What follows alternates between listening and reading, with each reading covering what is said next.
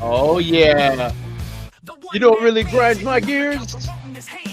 Hold on.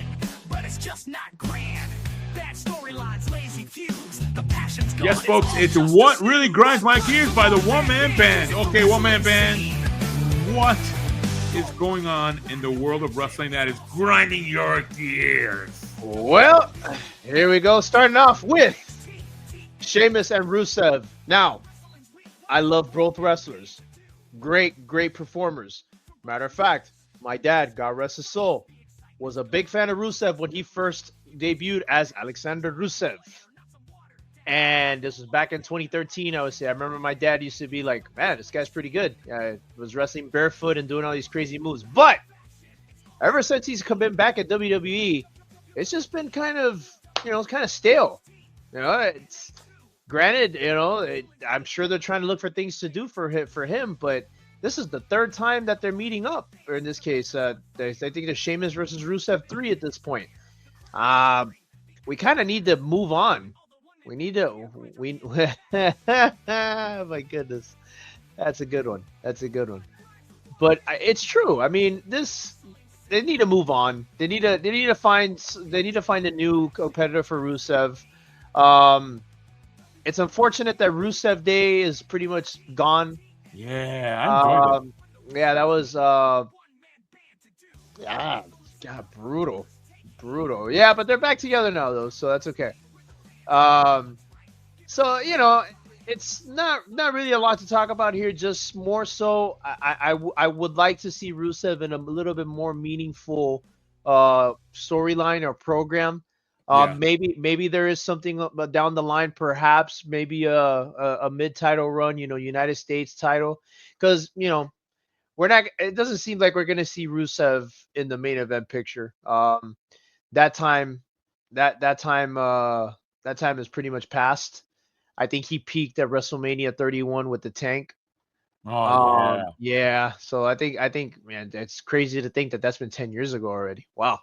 Um, so I just hope that they do some footing here. Sheamus is he's bulletproof at this point. Sheamus could do whatever he wants. He's fine. But it's Rusev. Rusev really needs to have something happen here. But that's my first gripe. My second gripe. This one. Boy, does this grind my gears in more ways than one. Not only because I broke my own rule of not going against Ginger Castro. Yes. But why? Like, why are we doing this to Karrion Kross? Why? Everything looked like it was set up for him. Yes, Karrion Kross / Mark Mero 2.0. Totally agree. Ooh. I just hope that his girl doesn't leave him for someone else, Oh. Yeah. By the way, shout out to Scarlett Bordeaux. That she does not grind my gears. She grinds my gears in a different way. It's a good grind. But anyways, this whole situation where Karrion Kross is getting basically buried in this whole thing. And I know pretty well why. It's because he got over on his own. And that's a big no-no in this world of WWE, especially under the Triple H era. You can't get over on your own because it's not good. It's not kosher. He smells it from tomorrow, yesterday. With that nose of his. But anyways, I've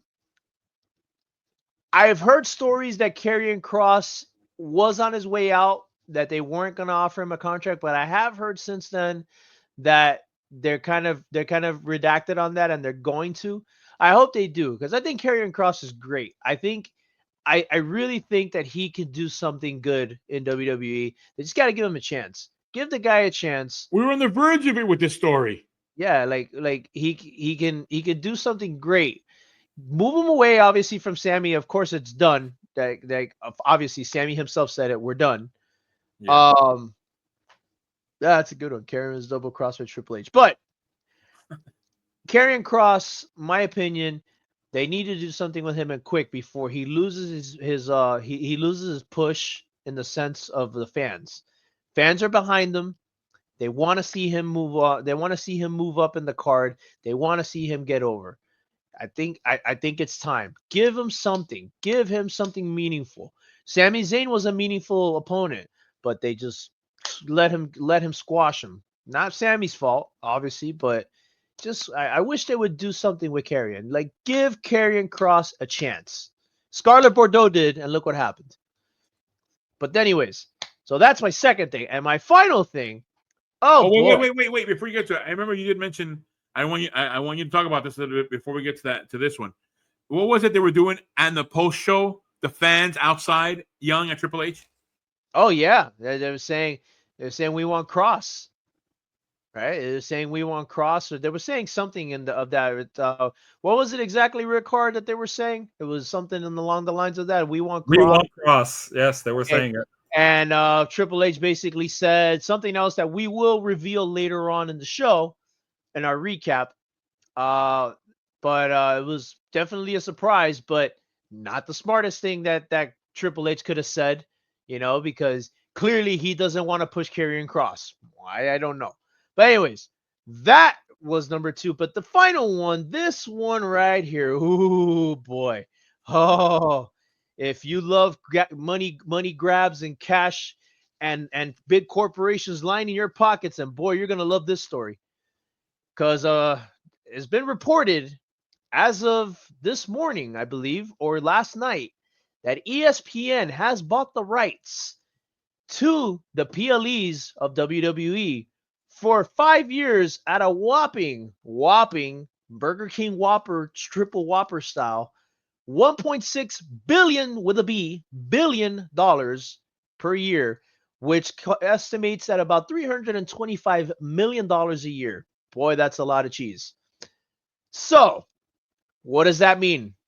It means now, if you want to watch your wrestling content outside of Peacock, and if you want to watch that PLE, well, you're gonna have to cough up the $29.99 a month that ESPN has for their direct-to-consumer content line, which is, as I said, $29.99 a month, which gives you access to 10 PLEs, which includes both nights of WrestleMania, Royal Rumble, SummerSlam, and Money in the Bank. Wow. Boy, do we wish the times of the WWE network was still around, huh? For $9.99. Yeah, we don't see that anymore. So now, as we've said, now you have to have Netflix, you have to have the USA Network, and you have to have ESPN to be able to watch all your content. Although I did hear something about ESPN doing a simulcast where I think if you have the ESPN network, there's some other things that you could see. It was the exact thing that I saw. It said it would be they have the rights also to the pre and post show content. Yeah. And now the good news is that there is no change for SmackDown. So WWE's weekly show of SmackDown will remain on Peacock and the USA Network. And they also did something called the linear simulcast. So select WWE PLEs will also be simulcast on ESPN's linear channels.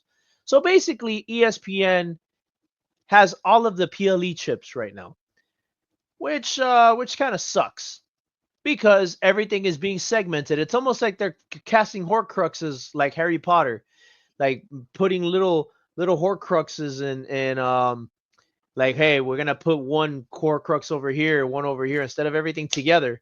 So you can't kill the beast. Mm-hmm. So, I mean, money talks, I guess. And I guess with all the people that they signed recently, I guess they needed to up the ante a little bit and get some of that big money. Maybe this was their way of, perhaps their deal with Fox is ending pretty soon. So maybe that's the idea, but I don't know. I'm not a fan. I miss the days of old, but obviously the days of old are gone. I would have stuck with Netflix. Yeah, I would have too. Because it's a much more bigger worldwide thing. I agree that there was a big opportunity there. I feel Netflix must have undercut them or something, or said, hey, no, we're not going to give you this much. But that's that. So if you guys want to watch your PLEs, you got to get on the ESPN line, baby. Yeah. And that right there, boys and girls and fans all around, is what grinds my gears for this week. Predictable affair. What grinds the